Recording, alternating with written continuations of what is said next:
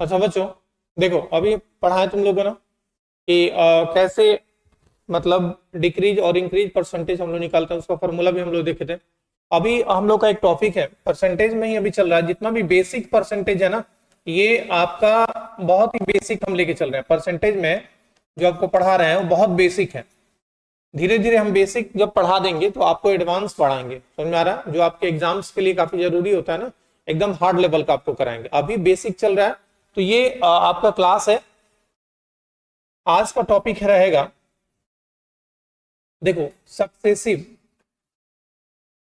Successive percentage percentage change. Successive percentage change. देखो बच्चों, कहने का अर्थ है कि कभी कभी होता है कि ऐसे क्वेश्चंस आ जाते हैं जिसमें लगातार क्या होता है, परसेंटेज बढ़ता है, परसेंटेज बदलता रहता है। सक्सेसिव चेंज का मतलब कि लगातार क्या होगा, परसेंटेज बदलेगा। जैसे कहने का मतलब कि अगर एग्जाम्पल के तौर पे हम देखें कि यदि किसी वस्तु की कीमत वस्तु की कीमत कीमत पहले पहले 25%, फिर 20% बढ़ गई, 20% बढ़ गई, तो प्रतिशत बताएं। तो प्रतिशत बताएं। देखो, कोई वस्तु पहले 25% बढ़ी और फिर 20% बढ़ी, यहां दोनों कंडीशन में इंक्रीज हो रहा है, बढ़ रहा है, परसेंटेज क्या हो रहा है, बढ़ रहा है। तो देखो, इसका फॉर्मूला होता है बच्चों कि अगर बढ़े ही, दोनों कंडीशन में बढ़ रहा है, इसका फॉर्मूला होता है कि percentage is equal to a plus b plus a b by 100। समझ में आया? क्या फॉर्मूला होता है? A plus b plus a b by 100। कब? जब दोनों कंडीशन में परसेंटेज बढ़ रहा हो। बढ़ने मतलब 25 बढ़ा फिर 20 बढ़ा, समझ में आया? अब देखो, यहाँ ए और बी क्या है, क्योंकि दो परसेंटेज है, यहाँ पे 25 और 20 दो परसेंटेज है, तो ए और बी क्या है, 25 और 20। तो हम क्या करेंगे, फॉर्मूला पे ए का वैल्यू कितना है, 25%, तो यहाँ 25% प्लस बी 20%, तो यहाँ 20% प्लस ए बी यानी 25 गुणे 20 बाई 100 यानी बट्टा में 100। समझ में आया? तो 25 और 20 ऐसे ही रहने दो, परसेंटेज हटा दो, नहीं भी लिखोगे तो चलेगा। ठीक है, तो 25 और प्लस 20। ठीक है बच्चों, तो ये हो गया 45 प्लस 25 में 200 गुणा करोगे तो 500 होगा, और बट्टा में 100, 100 बचे यानी 45 प्लस 5 यानी कि 50% क्या हुआ, ये बड़ा हुआ। समझ में आ रहा है? नोट करो उसको।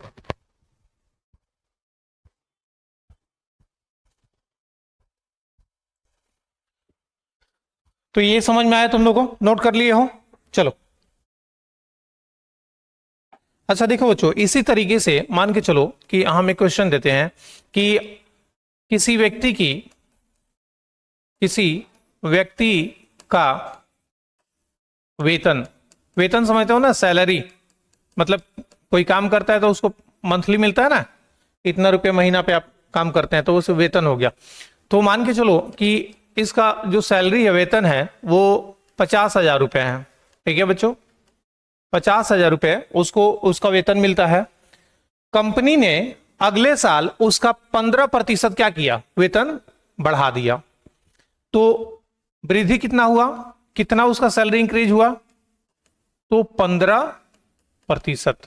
तो उसका नया जो वेतन होगा वो कितना होगा? समझ में आ रहा है? मतलब अब उसको अगले साल से पैसा मिलेगा, तो पहले तो 50,000 मिल रहा था, अब मिलेगा तो कितना पैसा मिलेगा? दो क्वेश्चन हो सकते हैं, एक तो कि सैलरी कितना बढ़ गया, सैलरी कितना बढ़ गया, और एक क्वेश्चन होगा कि नया सैलरी कितना हो गया। समझ में आया? अमन बोर्ड पे ध्यान दो। तो हम यहां सॉल्यूशन देखेंगे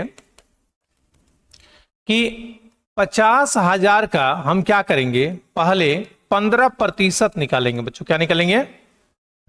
तो बहुत ही प्यार से हम क्या करेंगे, 15 के बाद जो प्रतिशत लगा है इसको प्यार से लतिया देंगे और यहां पे लगा देंगे 1/100। ठीक है, अब इस 2 जीरो से इस 2 जीरो को क्या कर दिए, कैंसिल कर दिए, ये दोनों जीरो शहीद हो गया, बच क्या गया 15 और 500, 15 और, अब 15 में जब 5 से गुणा लगाते हो बच्चों तो 75 75 आता है, तो यहां बहुत प्यार से लिख दो 75।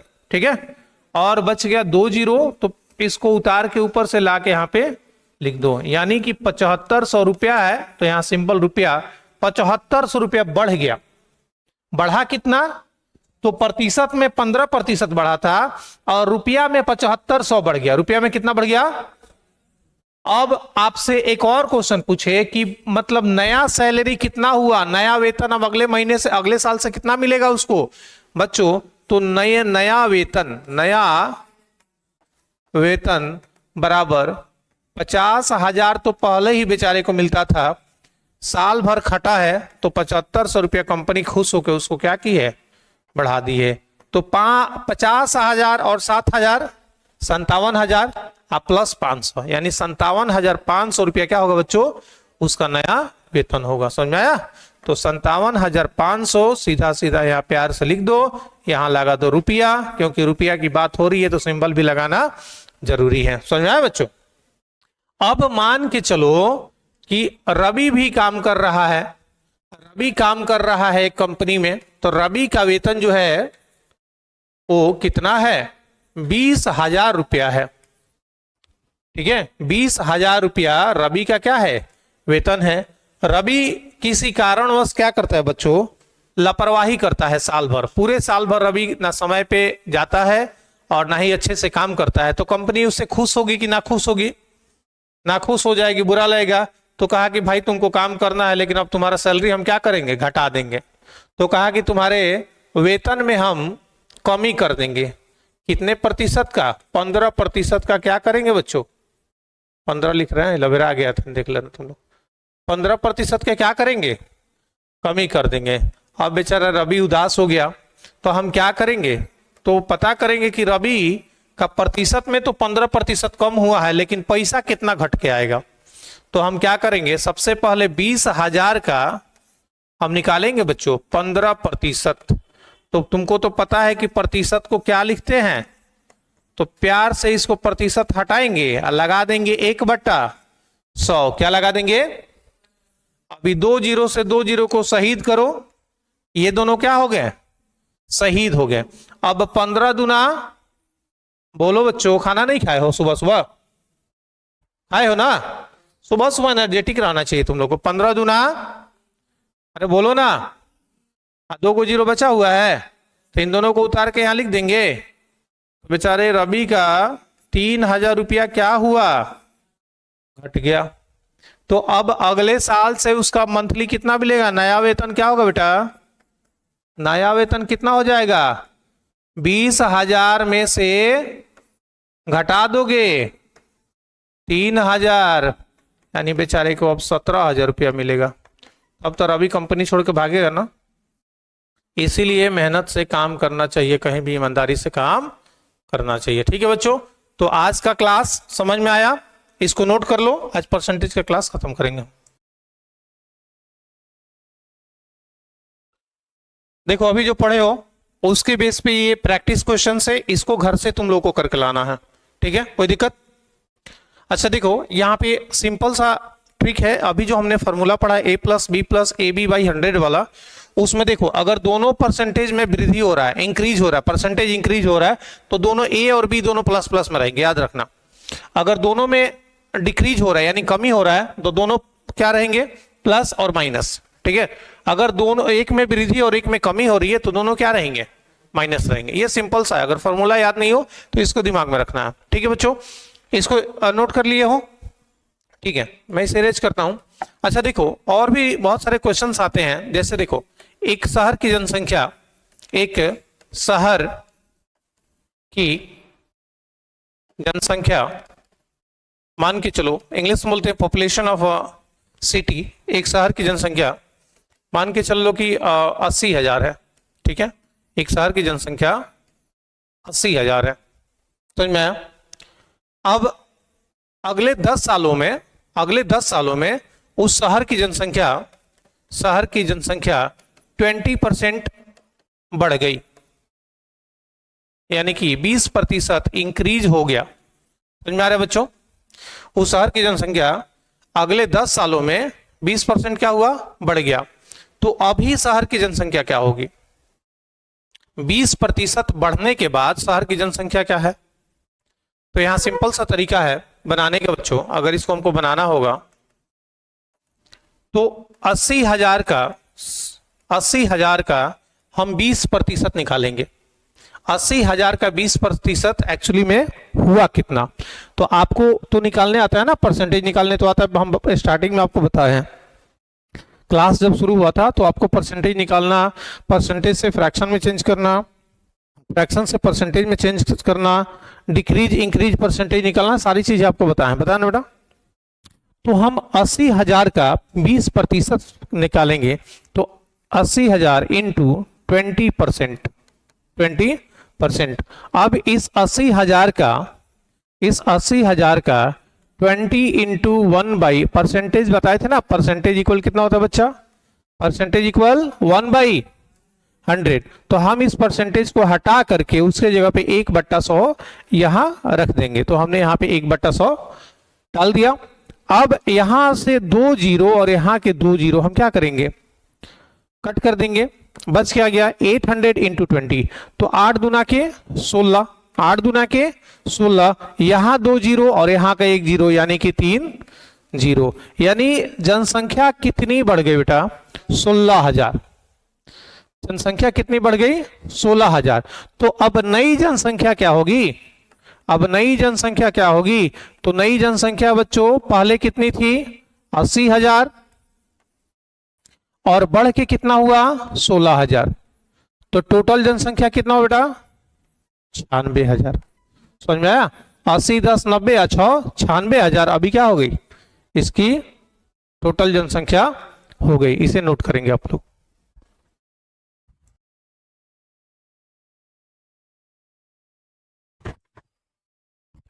बच्चा लोग अभी हम लोग सीखे कि मतलब अगर लगातार परसेंटेज बढ़ता है कि मतलब कोई वस्तु है उसका परसेंटेज पहले बढ़ा फिर उसका बढ़ गया, ठीक है। इसको हमने सीखा कि यहाँ पे हम क्या मतलब अप्लाई करते हैं, कौन सा फॉर्मूला और ये बनेगा कैसे। अभी हम लोग को सीखना है एक दूसरा कंडीशन नंबर 2 है कि अगर मान के चलो किसी वस्तु